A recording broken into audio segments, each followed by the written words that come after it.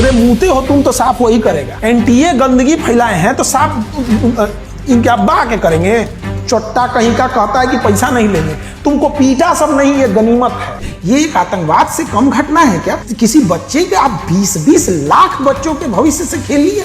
इनको फांसी के नीचे कोई सजा नहीं होनी चाहिए। अब उन बच्चों की उंगलियों को देखिएगा, यहाँ कलम के दाग पड़े होंगे, पकड़े पकड़े यहाँ पर कलम का दाग आ जाता है। और ये कुछ लोग कहते हैं कि पढ़ने वाला बच्चा है, उसे दोबारा एग्जाम देने में क्या दिक्कत है? ये किस लेवल का जाहिल इंसान बोल सकता है उसे यूनिवर्सिटी बोर्ड एग्जाम और कंपटीशन एग्जाम में अंतर नहीं समझ में आ रहा? अरे हम कहते हैं जिसके पास पैसा है उसके लिए सरकार खोल देना कि भैया ये वाले में पैसे वाले चले जाओ, इसमें ये वाले आएंगे। जब तुम्हें पेपर ही लीक कर खुलेआम बोल दो। जो शिक्षा मंत्री है, जब पेपर लीक होता है और उनकी चुप्पी होती है तो वो हॉन्ट करता है आपको। शिक्षा मंत्री से पहले क्या थे? Petroleum minister. उनको लंबा एक्सपीरियंस किस चीज का है? Petroleum minister. आप नितिन गडकरी को कल से आप दे दीजिए कृषि विभाग। उस इंसान के पास हर चीज का अनुभव है, सड़क को लेके कि कितनी मोटी सड़क होनी चाहिए, अब क्या खेत में गन्ना का कौन सा फसल होगा, आई पत्ती देख के बता देंगे क्या कि इसमें कौन सी बीमारी लगी है? नहीं ना। सेनापति को बड़ा योद्धा होना जरूरी है, वरना सेना इज्जत देना छोड़ दे। तो प्रधानमंत्री को अगर आपको एक खुला खत लिखना हो कि आदरणीय प्रधानमंत्री जी सविनय निवेदन है, इसमें आप क्या बोलेंगे सर? सिस्टम, तुम्हारी सिस्टम से लड़ाई no, it's you with the system. कैसी बेवकूफी की बात लिख रहे हो आप सोशल मीडिया पे अपने?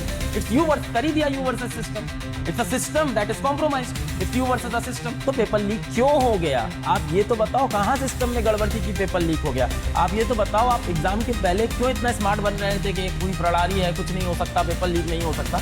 और जब फर्स्ट इंस्टेंट आपको एग्जाम के पहले अंदेशा हो गया था पेपर लीक होना, तो आप पेपर क्यों नहीं चेंज कर रहे थे? और ऐसा तो है नहीं देश में पहली बार पेपर लीक हुआ है। ढीले कपड़े पहन के आओगे, पैजामा पहन के आओगे, जूता नहीं पहनोगे तुम, घड़ी नहीं पहनोगे तुम, जैकेट नहीं पहनोगे तुम, जेब नहीं होनी चाहिए बहुत सारी, प्लास्टिक की बोतल नहीं ले जा सकते, ट्रांसपेरेंट बोतल होनी चाहिए पानी की। तो सारी चेकिंग, सारी पुलिसिंग बच्चों पे कर रहे थे।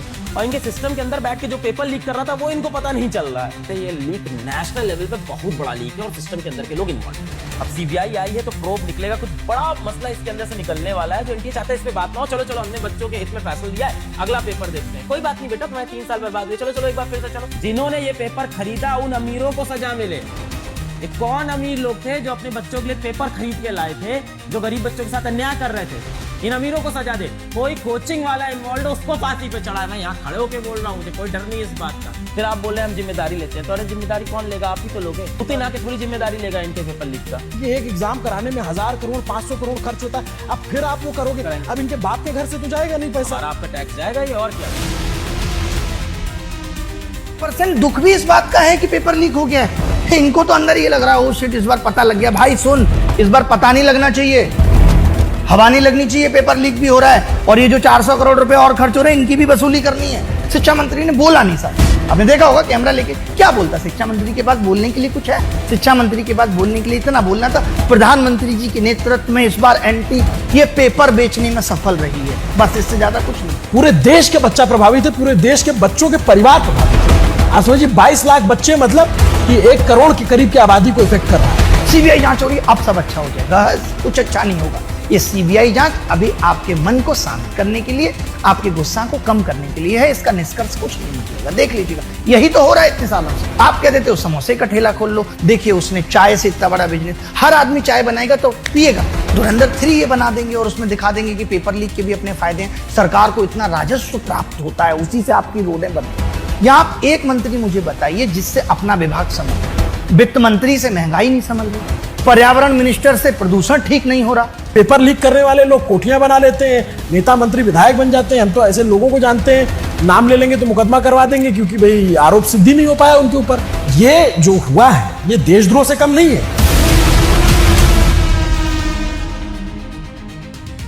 दोस्तों अभी जब पेपर लीक हुआ है नीट का, तो उसमें हमारे खान सर और अलक पांडे सर और अभिनव सर, ये सारे लोग जाके सोशल मीडिया पे इतने सारे चीज़ उन्होंने बोली है जो बहुत ही जो बच्चों के लिए, जो अपने बच्चों के लिए बोला है, वो बहुत ही अच्छी बात बोली है। जितनी सारी बात बोली है बहुत अच्छी बात बोली है।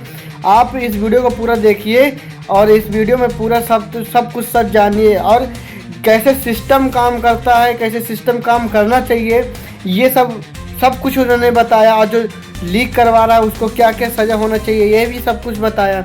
मेरा यही कहना है कि ज़रूर से ज़रूर जो गलत किया है उसको सज़ा मिलनी चाहिए। और ये सब लोग हमारे जितने नीट करवाते हैं, जितने पेपर लीक हुए हैं, उनके हर एक बयान जो हमारे टीचर दे रहे हैं, इनका हर एक लोग को सज़ा होनी चाहिए। ये सब लोग बोल रहे हैं, तो क्या आपको क्या लगता है कि सज़ा होनी चाहिए या नहीं होनी चाहिए? क्योंकि अगर आपका ना है तो आप समझ लीजिए आपके बच्चे नहीं पढ़ रहे हैं। बस इतना ही। जय हिंद, जय भारत। मैं आज 24 लाख स्टूडेंट से बात करना चाहता हूं जिनको नीट पेपर लीक से नुकसान हुआ। सड़क से संसद तक हम आपके साथ खड़े हैं। 24 लाख स्टूडेंट से मैं कहना चाहता हूं, आप अकेले नहीं हो। पिछले 7 साल में 70 बार पेपर लीक हुआ है और 2 करोड़ युवाओं को पेपर लीक से नुकसान हुआ। एक साथ हम ये लड़ाई लड़ेंगे और ये लड़ाई जीतेंगे। मेन इशू जो है वो हमारा पेपर लीक है। So it's not only about 24 lakh NEET students, it's about whole family. There was a digital leak also this time. Yes sir.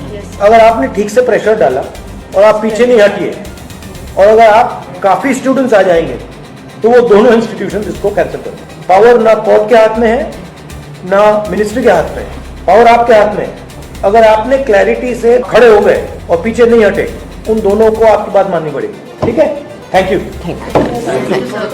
आपका जो एस्पिरेशन है, आपका जो विजन है, इसी से देश का विजन बनेगा, इसी से देश की प्रगति होगी। अगर सरकार आपकी रक्षा नहीं कर सकती है तो ऑपोजिशन आपकी रक्षा करेगी। ये जो आपका मुद्दा है, इसको मैं पर्सनली संसद में आपके लिए उठाऊंगा और पूरा का पूरा दबाव हम सरकार पे डालेंगे। धन्यवाद।